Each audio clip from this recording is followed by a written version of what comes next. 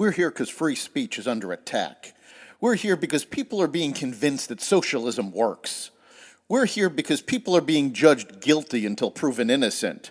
We are fighting back with facts. This is not a safe zone, so buckle up, Buttercup. This is the raw, naked truth.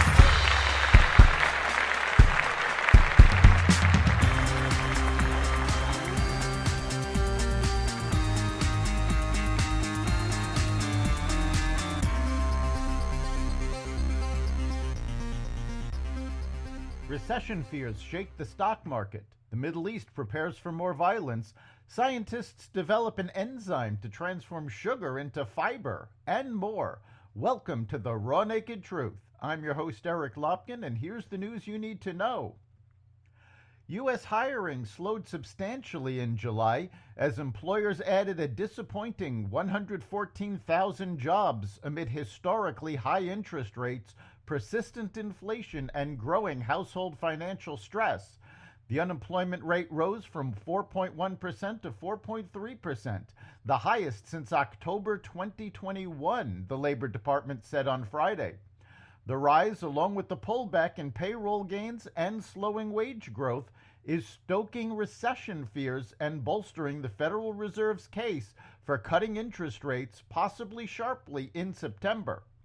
Vice President Kamala Harris's campaign is blaming former President Trump for the latest negative jobs report, nearly a full term after he left office and despite the economy booming under the Trump administration. The worldwide stock market sell-off deepened as Nasdaq and Standard & Poor's 500 futures dropped and Bitcoin slid. Japan's Nikkei stock average had its worst day since 1987, falling 12.4% in a frenzy of selling, triggered by disappointing economic data in the U.S. and a surge in the Japanese yen.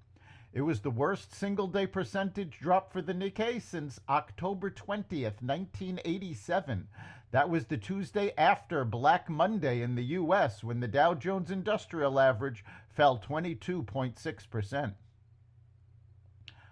The Defense Department backtracked Friday on a plea deal that Pentagon prosecutors agreed to with three of the terrorists behind the September 11th terror attacks, who await trial in Guantanamo Bay, Cuba. The deal that stirred national outrage and took the death penalty off the table has been revoked by Defense Secretary Lloyd Austin in a terse memo. Secretary Austin is now taking the lead on the case for 9/11 mastermind Khalid Sheikh Mohammed and his cohorts. Iran rejected U.S. and Arab efforts to temper its response to the killing in Tehran of Hamas's top political leader, as authorities were investigating the security breaches that led to the attack. Iranian prosecutors said Saturday that they had opened a formal investigation into the killing of Ismaili Haniyeh, which came hours after an Israeli strike killed a senior Hezbollah commander in Beirut. The two attacks, following a rocket strike on a soccer field in the Israeli-controlled Golan Heights, escalated a recent cycle of violence and threatened to push the region to the brink of war. Iranian leaders have vowed to retaliate. On Saturday, Iran told Arab diplomats that it didn't care if the response triggered a war, according to people familiar with the conversations. Israel Defense Forces discovered a large tunnel that is big enough to allow vehicles to pass through on the border between Gaza and Egypt, officials said on Sunday. The 10-foot-tall tunnel was found last week on the so-called Fidelfi route as IDF troops were in the area to search for tunnel routes that Hamas terrorists were believed to be using to smuggle arms.